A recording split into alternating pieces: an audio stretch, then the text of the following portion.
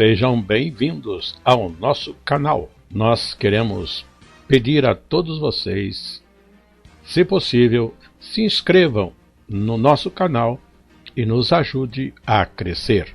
Também não esqueça de deixar ao final o seu like, se gostou ou não gostou do nosso estudo.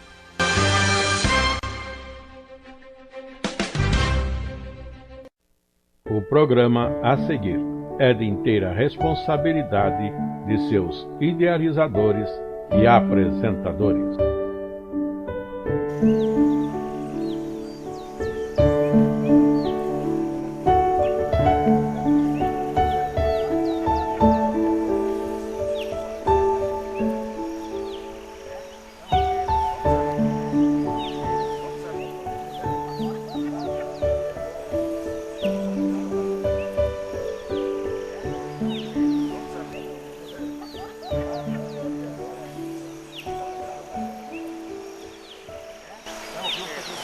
Mais uma vez estamos aqui para o estudo das lições referentes à Escola Bíblica Dominical no primeiro trimestre de 2024. E neste trimestre o nosso estudo é no livro do profeta Jeremias. Estamos já na quarta lição com o título Quando o Castigo é a única solução. Temos estudado em lições anteriores, no livro de Jeremias, e numa sequência, por enquanto, dos capítulos que se sucedem, e o que vimos anteriormente é sempre Deus avisando, o povo está cada vez mais desviado dos caminhos dele, estão sim se afastando do próprio Deus, envolvidos com a idolatria questão daquela época e também com muitas outras iniquidades. Mas o povo não ouve. E aqui vamos estar vendo que Deus está considerando que o castigo vai ser a única solução. Deus queria evitar, queria que se arrependessem e viessem para Ele, Deus amoroso e misericordioso, mas prefere se iludir com as coisas deste mundo que não são nada e no pouco que é muito curto tempo que poderiam estar vivenciando as coisas deste mundo. Mas continuando, lembremos que nas nossas lições destacamos um verso, um texto, como o texto áureo, e agora temos em Jeremias capítulo 18, o verso 11, quando Deus diz: eis que estou forjando mal contra vós, e projeto um plano contra vós. Convertei-vos, pois, agora, cada um do seu mau caminho, e melhorai os vossos caminhos e as vossas ações. Verso 11 do capítulo 18 de Jeremias. Esse é o nosso texto, correspondendo diretamente ao título da nossa lição, quando o castigo é a única solução. Ou seja, a repreensão vindo. Mas Deus sempre quis que isso pudesse ser evitado, porque o salário do pecado é a morte. E Deus sempre, antes dessa morte, falando, insistindo, apelando aos homens por bondade e por misericórdia para com o povo. A nossa leitura bíblica em classe proposta é no capítulo 18, do verso 1 ao verso 10. O esboço da nossa lição 4, após uma introdução, o orgulho e desengano de Judá como primeiro subtítulo, isso envolvendo os capítulos 13 e 14. Depois, segundo subtítulo, apesar dos seus sofrimentos, o profeta, no caso Jeremias, será guardado, capítulos 15 e 16. E, finalmente, capítulos 18 e 19, subtítulo 3, a soberania de Deus sobre os homens. E assim temos essa lição. O povo sempre enganado no passado e hoje também. Muitos vivendo de qualquer forma e às vezes até dizendo que tem permissão de Deus, andar contra ou em práticas reprovadas aquilo que está nos mandamentos e acho que vai ter sucesso no futuro. Não. O povo de Israel se enganou, achando que por ter Jerusalém como cidade de Deus e o templo como morada de Deus, se iludiram de que não seriam castigados e que estavam livres para fazer qualquer coisa, até mesmo transgredir contra Deus. Não, Deus é santo, tardio em irar-se, mas grande em força, e não tem o culpado por inocente. E assim, vamos ver também que Jeremias é acuado, é perseguido, por causa de falar a verdade de Deus e falar de um castigo muito forte, é tido até como sendo um traidor da nação. Mas Deus vai protegê-lo. E o terceiro subtítulo, a soberania de Deus sobre os homens. Deus é Senhor absoluto do ser humano. Deus tem direito no homem, porque Deus o formou e deu-lhe vida e o sustenta a cada instante. Deus criou esta terra e Deus criou este universo. Tudo é dele. E, por acaso, ele vai manter o homem eternamente, transgredindo e se colocando oposto a ele, numa verdadeira afronta em desrespeito ao Todo-Poderoso? Grande é Deus e muito digno de louvor e honra, pelo que não vão ter sucesso. E, repetindo, o salário do pecado é a morte. Nessa nossa lição, temos os nossos textos que são, como agora a introdução, e que está em tela e que podemos ler desta forma. As mensagens que estudaremos nesta lição confirmam o propósito de Deus, já apontado em textos anteriores, de castigar o seu povo, não obstante todos os esforços para fazê-los se arrependerem dos seus pecados. A condição de Judá era aparentemente irrecuperável, o castigo sendo o único meio de pôr fim ao desvario da nação.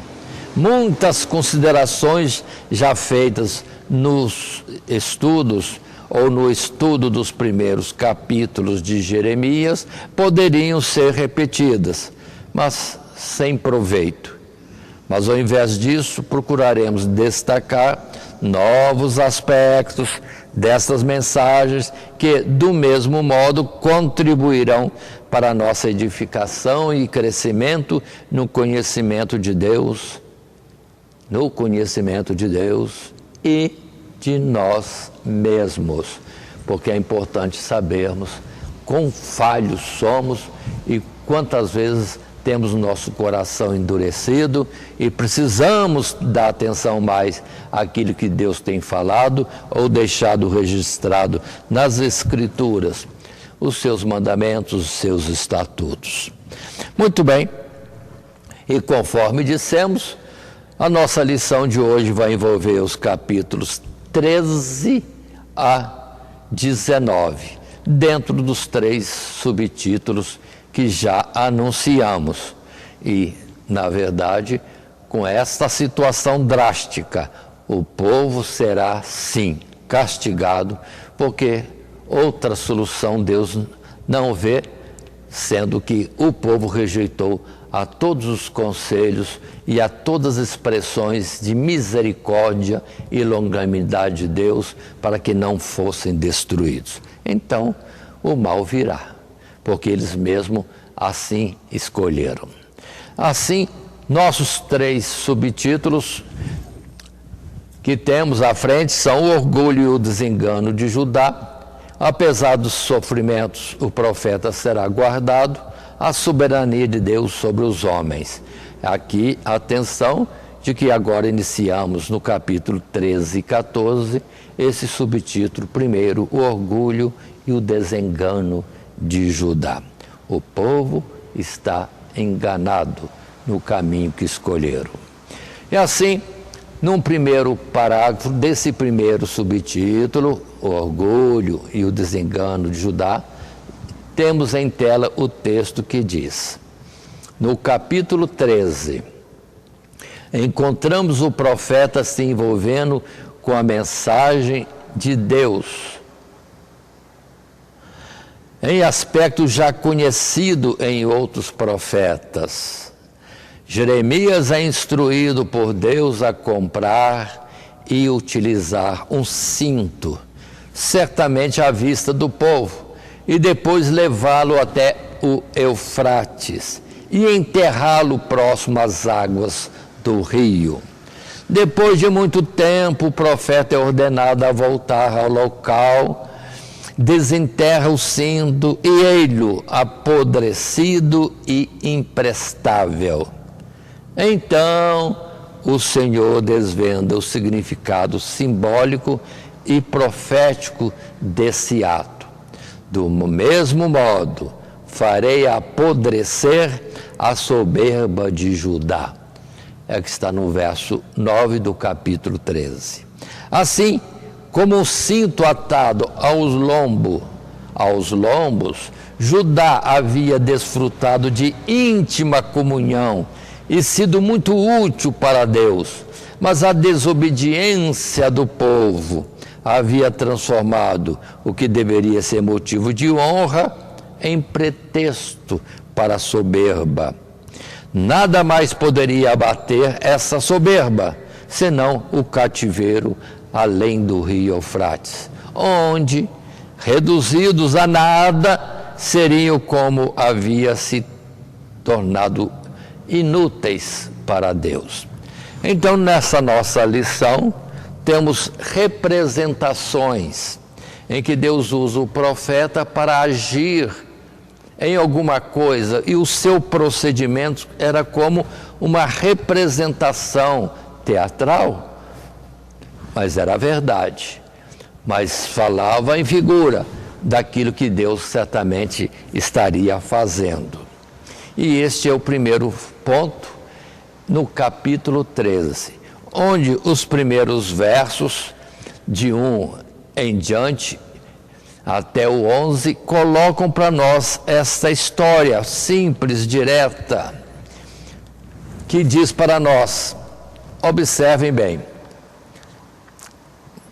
assim me disse o Senhor, fala Jeremias, vai e compra um cinto de linho e põe-no sobre os teus lombos, mas não o metas na água.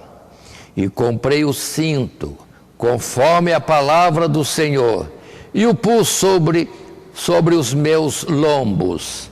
Então veio a palavra do Senhor a mim, segunda vez, dizendo, toma o cinto que compraste e trazes sobre os teus lombos, e levanta-te, vai ao Eufrates e esconde-o ali, na fenda de uma pedra ou de uma rocha. E fui e escondi-o junto ao Eufrates, como o Senhor me havia ordenado. Sucedeu, pois, ao cabo de muitos dias, que me disse o Senhor, levanta-te, vai ao Eufrates e toma dali o cinto que te ordenei que escondesses ali. E fui ao Eufrates e cavei e tomei o cinto do lugar onde o havia escondido. E eis que o cinto tinha apodrecido e para nada prestava. Verso seguinte, então veio a mim a palavra do Senhor, dizendo, assim diz o Senhor, do mesmo modo farei apodrecer a soberba de Judá e há muita soberba de Jerusalém. Este povo maligno, que se recusa a ouvir as minhas palavras, que caminha segundo o propósito do seu coração e que anda após deuses alheios para servi-los e inclinar-se diante deles, será tal como este cinto que para nada presta. Porque, como o cinto está ligado aos lombos do homem, assim eu liguei a mim toda a casa de Israel e toda a casa de Judá, diz o Senhor, para me serem por povo, e por nome, e por louvor, e por glória, mas não deram ouvidos. Aí está uma representação. Alguém poderia dizer assim, né? Era só Deus falar. Deus dava mensagem para ele e falava para o povo. Mas Deus muitas vezes, com paciência, vamos dizer assim, como que colocando em figura, em representação, de forma quase teatral, lá vai o profeta caminhando uma distância muito longa para enterrar um cinto lá perto do rio Eufrates, lá na Caldeia. E ele volta. E passados os dias, Deus dá ordem de novo, vai buscar o cinto. Observe que o profeta poderia dizer alguma coisa, ou dizer, Deus, eu compro um cinto aqui mesmo, tem outro aí, é feito em série, tudo igual. Mas ele tinha que representar direitinho. E uma lição para nós, primeiro, obedecer. Depois pode perguntar para Deus o que significa aquilo, como no caso, Deus depois vai explicar para ele o que se representava toda aquela encenação, aquela tarefa. Muito bem. E ele foi, pegou o cinto estragado, não serve para nada. Aí Deus vai mostrar, dentro da nossa lição, sim, que diz a respeito do povo que só mesmo um castigo bem sério é que estariam levando a sério o que Deus diz, para que todos não fossem destruídos e uns poucos viessem a ser aproveitados. Deus certamente traria um castigo muito forte. E o castigo seria o cativeiro, 70 anos ali em Babilônia. Ali seriam quebrantados, abatidos, envergonhados, humilhados, para entenderem que Deus era o Deus deles, se eles servissem a Deus.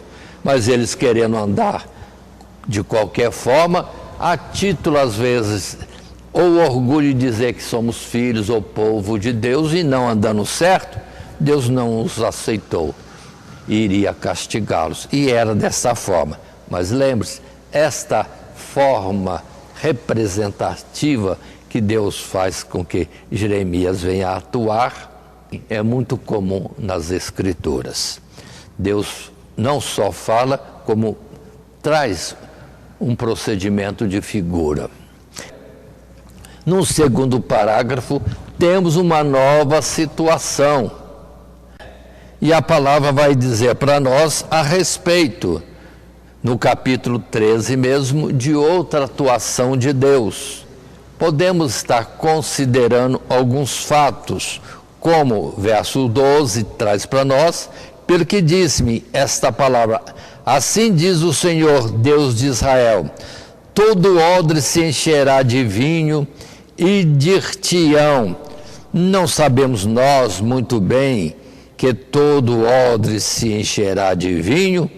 Mas tu dize-lhes, assim diz o Senhor, eis que eu encherei de embriaguez todos os habitantes desta terra e os reis da estirpe de Davi, que estão assentados sobre o seu trono, e os sacerdotes, e os profetas, e todos os habitantes de Jerusalém.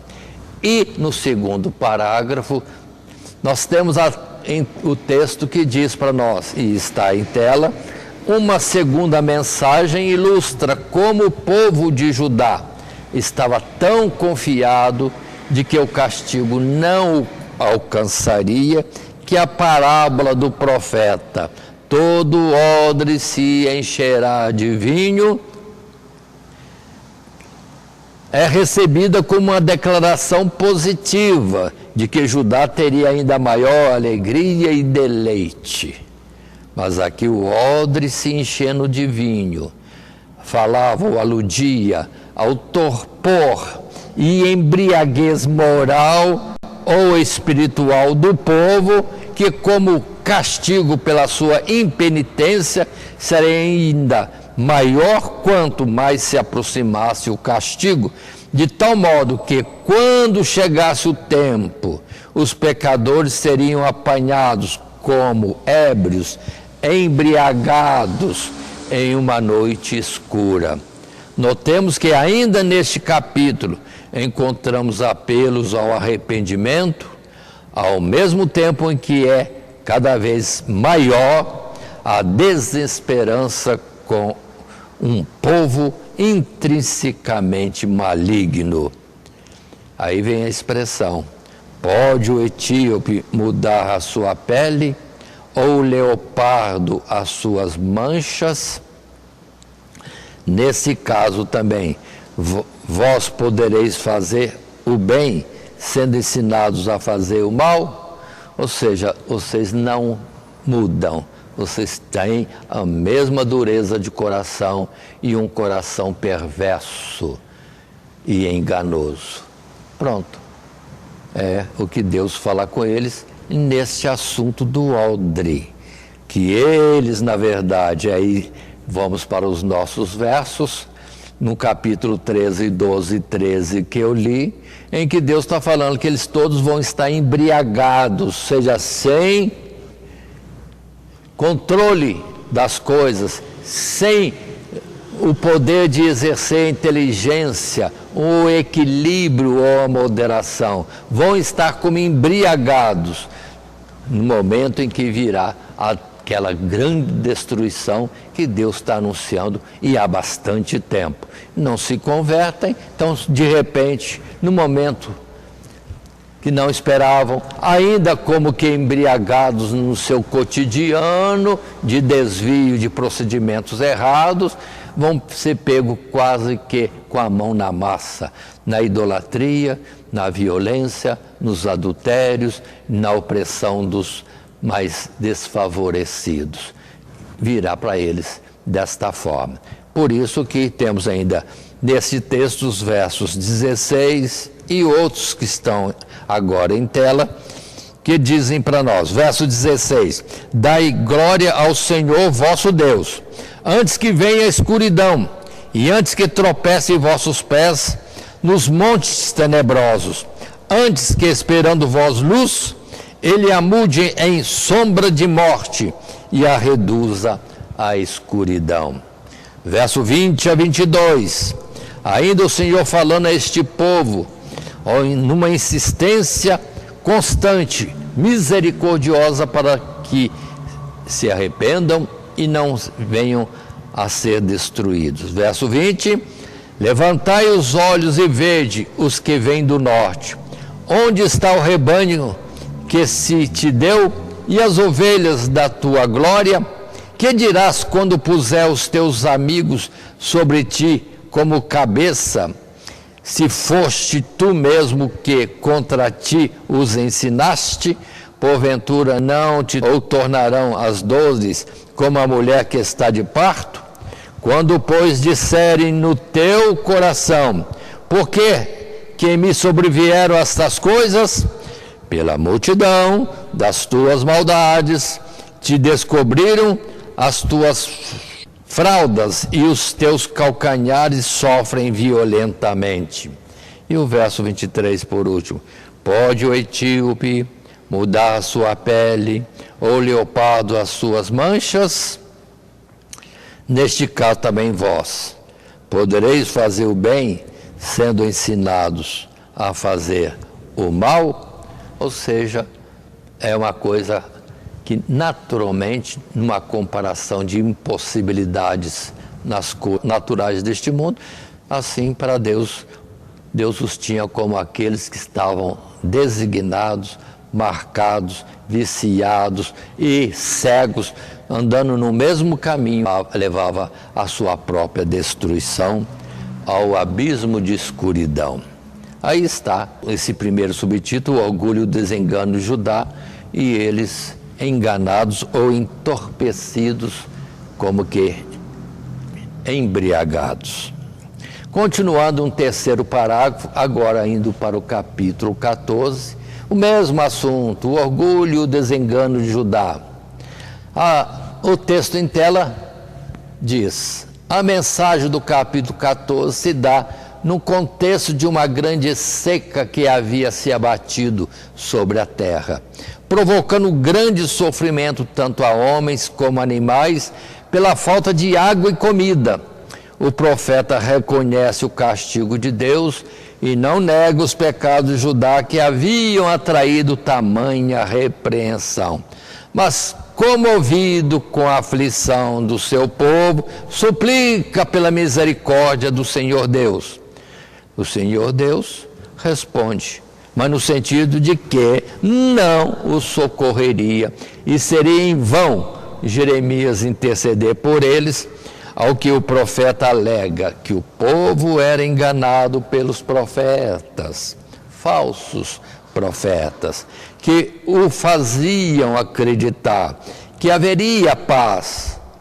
Nada, porém, justifica o desengano de Judá, pois os profetas não falavam da parte de Deus, sugerindo que o povo podia deduzir que a sua condição pecaminosa não resultaria em paz, mas em castigo, enquanto não se arrependesse. Ao invés de interceder, melhor seria que Jeremias se lamentasse sobre a destruição que viria sobre o seu povo. Este assunto, assim simples, está no capítulo 14, nos versos aí apontados. Mas falando somente sem ler o texto do capítulo 14, a palavra é simples, uma grande seca, trazendo grande perturbação no meio do povo, pela própria seca e suas consequências, falta de água e falta de alimento. Falta de água e falta de alimento. Jeremias condoendo-se, mas Deus diz, não ore por este povo, não peça algum alívio, porque não vou te ouvir e não vou aliviar o povo. Observe que Deus antes enviava a Jeremias para trazer o povo para próximo de si, com a mensagem, exortações e alertas, e o povo não ouviu. E agora Deus já está com a mensagem ao contrário. Não vou ter misericórdia deste povo. Não adianta orar por eles. Mas, prossigamos. Agora o subtítulo de número 2. Apesar dos seus sofrimentos, o profeta será guardado. No resumo, antecipadamente, o que vamos estar vendo é que capítulo 15 e capítulo 16, Jeremias lamenta a situação toda e seus sofrimentos, a amargura ou a tristeza só de ver o povo desviado e os males já acontecendo e o povo não entendendo que era início de um mal maior e sendo perseguido, mas Deus iria guardá-lo. E o primeiro texto que temos, no primeiro parágrafo desse subtítulo 2, apesar dos seus sofrimentos, o profeta será guardado. O texto em tela, no capítulo 15, prosseguindo em seu arrazoamento com o Senhor Deus, o profeta tem que se resignar à revelação de que nem mesmo os maiores intercessores do seu povo seriam ouvidos pelo Senhor desta vez. Mas com isso ele se lamenta por ter de anunciar uma mensagem tão dura que o fazia ser hostilizado pelos seus conterrâneos. Ao que o Senhor lhe responde que o fortaleceria para enfrentar o tempo da calamidade e que nesse tempo ele seria buscado pelos seus inimigos para que intercedessem em seu favor. Em seguida, o profeta indaga sobre sua sorte em meio à assolação do seu povo e recebe de Deus a garantia de que teria sua vida por despojo se tão somente se conservasse apartado do mal e não cedesse a qualquer compromisso com os pecadores. E vem então os textos nesse capítulo agora 15, como os versos 1, 2 e 3, que dizem para nós: Disse-me, porém, o Senhor, ainda que Moisés e Samuel se pusessem diante de mim, não seria a minha alma com este povo. Lança-os de diante da minha face e saiam. E será que quando te disserem, para onde iremos? Dir-lhes-ás, assim diz o Senhor, os que são para a morte, e os que são para a espada,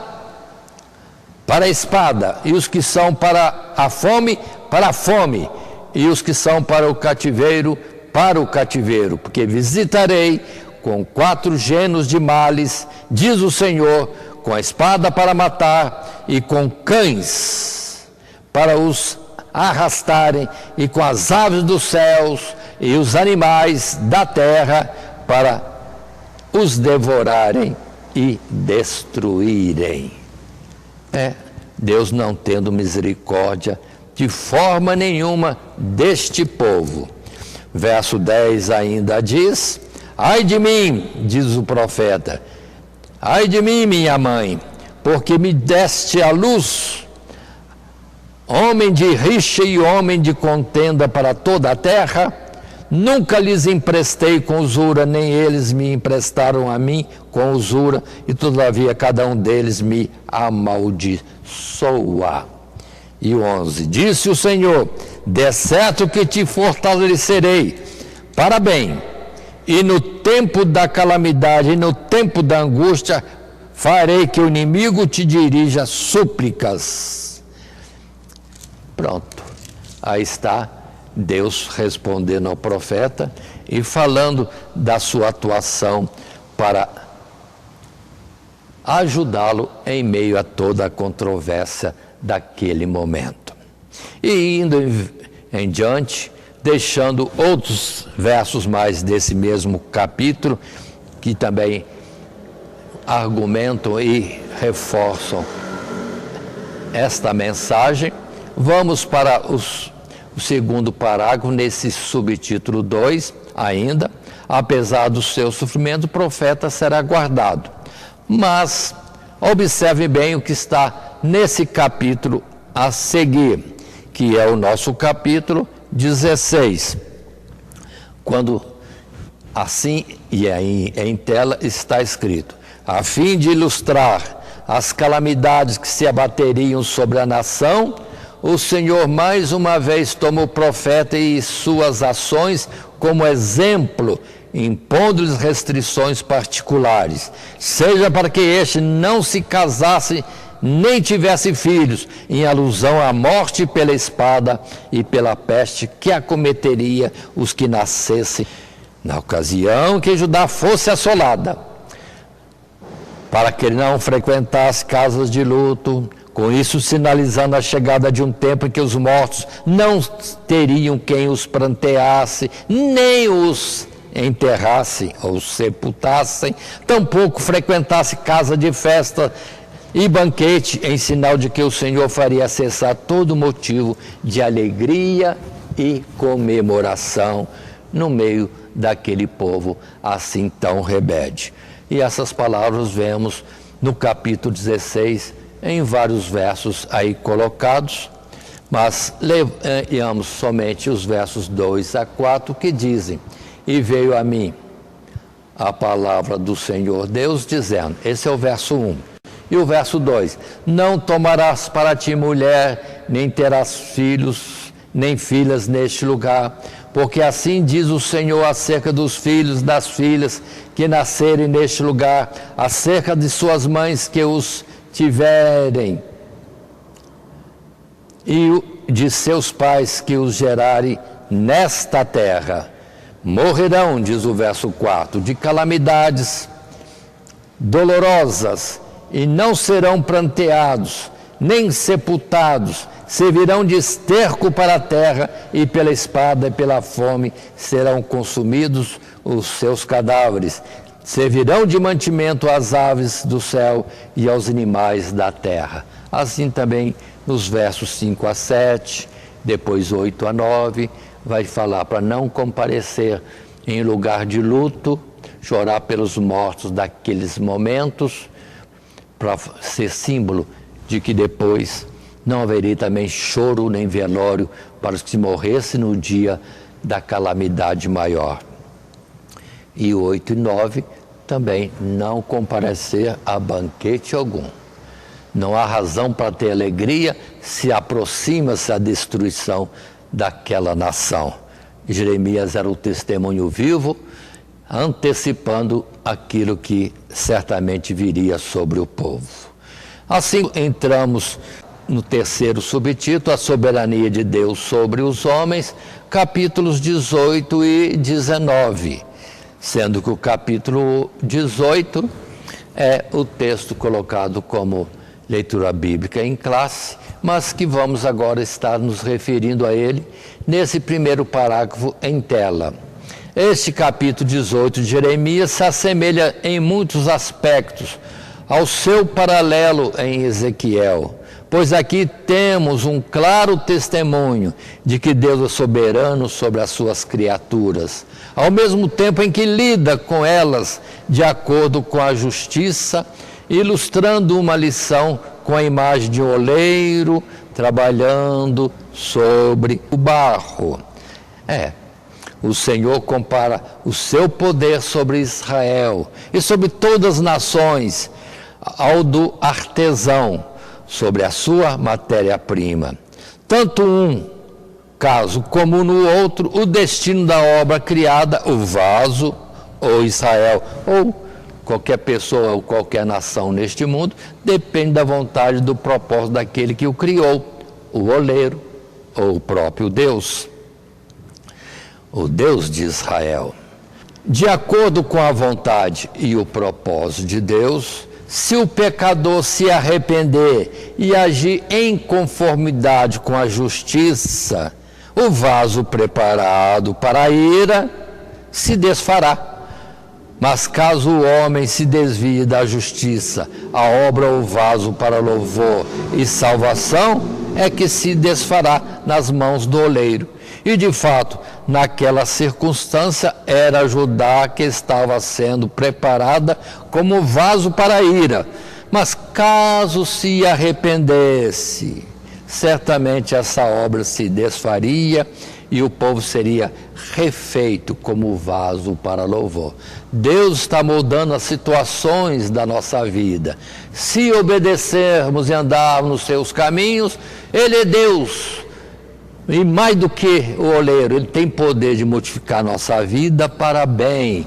Aí somos comparados a um vaso que chega-se a um término de construção e para servir e ser útil diante do seu Criador, o oleiro, ou, no caso, o próprio Deus. Mas se na execução de uma boa vontade de Deus para conosco, formos negligentes, transgressores, desprezadores da verdade do próprio Criador, Ele então muda a sorte. Em vez de sermos um vaso acabado e bonito e útil, isso será lançado fora, que para nada mais serve. É o exemplo que temos nesse capítulo 18, quando Deus fala, dizendo ao profeta que fosse à casa do oleiro e observasse o oleiro fazendo o barro. E ele tem poder de mudar a sorte desse barro em qualquer momento. É só se deixar levar pela mão de Deus ou ouvir a instrução, o conselho de Deus para ser salvo. Nós temos ainda mais um texto para ser observado. Esta passagem que compara a obra de Deus em nossas vidas como de oleiro sobre o barro, descrita no capítulo 18, nos versos de 1 até o verso 10, também são palavras que encontramos em Romanos capítulo 9 e também lá em 2 Timóteo capítulo 2. E são palavras úteis, boas para a gente, numa sala de aula, poder se referir, mostrando como que Paulo utiliza este texto para falar aos gentios sobre a atuação de Deus. E assim, em Romanos 9, 21 a 24, temos o texto que nos diz: ou não tem o oleiro poder sobre o barro, para da mesma massa fazer um vaso para a honra e outro para a desonra? E que direis se Deus, querendo mostrar a sua ira e dar a conhecer o seu poder, suportou com muita paciência os vasos da ira preparados para a perdição, para que também desse a conhecer as riquezas da sua glória nos vasos de misericórdia que para a glória já dantes preparou, os quais somos nós, a quem também chamou, não só dentre os judeus, mas também dentre os gentios. E numa forma paralela, também em 2 Timóteo capítulo 2, 19 a 21, Paulo fala: sejamos como aqueles que são barro mole, dóceis, submissos à mudança que Deus queira fazer na nossa vida, porque o propósito é glorioso. Mas se nos desviarmos de Deus, Ele continua trabalhando na nossa vida, só que para o castigo, e se não atentarmos ao castigo, depois para a exclusão, o desprezar e lançar no lago de fogo e enxofre, é o juízo de condenação. Precisamos ter cuidado. Mas ainda no parágrafo seguinte, o 2, nesse subtítulo 3, a soberania de Deus sobre os homens, diz o texto em tela: contudo, quando passamos para o capítulo 19, a terrível constatação de que o povo que ele havia escolhido para ser vaso para a desonra permaneceria nessa condição até o fim. É ainda mais clara do que no anterior. Jeremias, após anunciar o castigo de Judá e Jerusalém, aos ouvidos dos anciãos é ordenado a tomar uma botija de barro e a quebrá-la aos seus olhos. A imagem e a simbologia do vaso do oleiro, sem dúvida, são as mesmas aqui. Mas o fato de a botija de barro, uma vez quebrada, não poder mais ser refeita, ao contrário do vaso ainda moldável, na roda do oleiro, na mão do oleiro, reafirma que a nação já havia desperdiçado todas as oportunidades de arrependimento e nada mais poderia curá-la do seu coração endurecido pelo pecado, restando apenas seguir até o fim o caminho que havia escolhido, o da destruição. Aí os textos bíblicos, primeiramente em Jeremias 19, os versos de 1 até 11, mostra Deus orientando Jeremias a pegar um vaso já pronto, ou seja, pronto, trabalhado já pelo oleiro, duro, queimado no fogo. Poderia ser a situação de Israel já tido como povo de Deus, já conhecendo a Deus e vendo toda a sua glória em tantas manifestações. Agora, depois de pronto, só esperar o tempo para a glória celestial. Se desvia de Deus, é como o vaso que se quebra. E uma vez vaso queimado no forno, quebrado, não tem o que se fazer. Não se aproveita cacos de vaso nenhum que se quebrou. Mas se for ainda massa mole, aí na mão de Deus algo é feito. Mais uma vez endurecido, Deus não molda mais, já é algo já perdido. E também a palavra de Apocalipse no capítulo 22, verso 11, traz para nós essa mensagem, o que nos espera nos lugares celestiais. Capítulo 22, verso 11. Quem é injusto, faça injustiça ainda, e quem está sujo, suje-se ainda. E quem é justo, faça justiça ainda, e quem é santo, seja santificado ainda. Ou seja, na situação que está o mundo, cada um já tem escolhido o seu caminho, então continua nele. Quer andar na presença de Deus e ter o céu? Continue se santificando, continue obedecendo, continue tendo conhecimento da vontade de Deus pelas Sagradas Escrituras e vá em frente. Agora, se alguém entre nós escolheu andar conforme o mundo lhes propõe, as ofertas do mundo estão sendo aceitas por vocês, por esses que estamos falando, então Deus diz, continua, vai se tornando mais sujo, vai fazendo injustiça, vai pecando mais ainda, porque a sorte também já está decretada. Uns a recompensa celestial e outros a destruição, porque o salário do pecado é a morte. É o que Deus sempre avisou em todo o tempo. E finalmente, concluindo nossa lição, podemos dizer, a mensagem de Jeremias continua atual para os nossos dias, ilustrando como o pecado pode se arraigar no coração a ponto de cauterizar os sentidos e não permitir que o homem vislumbre o fim para o qual está sendo precipitado. Nem perceba a misericórdia e boa vontade de Deus que o chama até ao fim, ao arrependimento, pois quer antes que o homem, o ser humano, a humanidade toda viva e não venha a morrer, ou não morra. Assim concluímos nosso assunto, a quarta lição deste trimestre, que trata do livro do profeta Jeremias, passando pelo esboço que considera os 3 subtítulos já expostos nas palavras anteriores. Primeiro, o orgulho e desengano de Judá. Segundo, apesar dos seus sofrimentos, o profeta será guardado. A soberania de Deus sobre os homens. Deus é soberano e é juiz que dará a cada um segundo o seu proceder. Recompensa para bem ou recompensa para mal, conforme o caminho que escolheram nessa existência. O nosso textuário foi Jeremias 18:11, e que diz: eis que estou forjando mal contra vós e projeto um plano contra vós. Convertei-vos, pois, agora, cada um do seu mau caminho, e melhorai os vossos caminhos e vossas ações.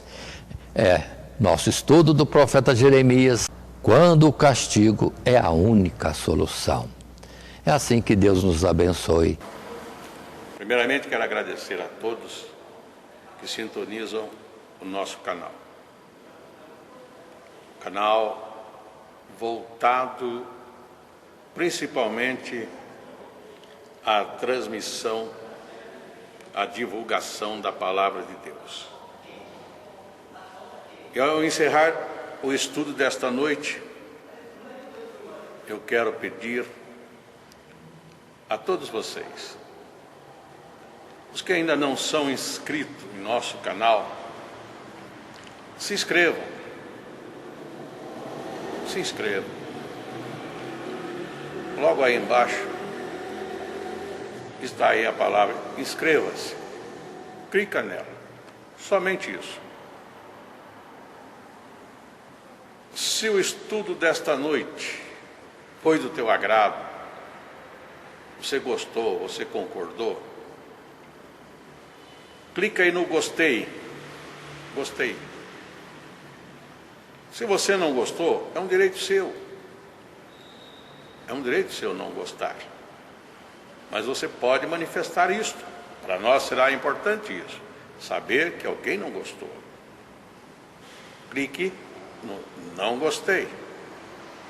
Fácil. Não vai identificar você, nada. Simplesmente você vai expressar a sua opinião. Gostei, dedão para cima. Não gostei, dedão para baixo. E também pode, se você acha interessante compartilhar com seus amigos, compartilhe o nosso trabalho. Compartilhe. Aí embaixo, compartilhe.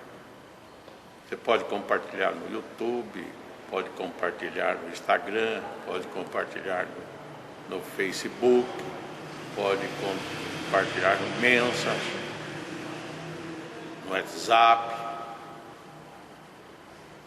Vai simplesmente nos ajudar a crescer. Porque o nosso objetivo não é financeiro. Não é financeiro. Pode ver que os nossos trabalhos são todos sem fins lucrativos. Coopere conosco. Nos ajude. Temos também os nossos blogs, a nossa emissora na web, a Rádio Net Grata Nova. Tudo isso você encontra aí embaixo na descrição do nosso vídeo, do nosso estudo. Dá uma olhada, todos os endereços estão aí, junto à descrição dos nossos estudos. E eu agradeço, primeiramente a Deus, por tudo que Deus tem feito nesses anos que nós estamos trabalhando na internet. E a você, que toda semana entra no nosso canal. Deus te abençoe. Todo dia, toda hora, muito mais prazer em ouvir. Radionet Grata Nova. Web Rádio, a qualidade que faz a diferença, cada vez mais necessária. Rede Grata Nova de Evangelização. Acesse nosso site www.horadadecisão.com.br. Hora da Decisão, tudo junto, sem acento.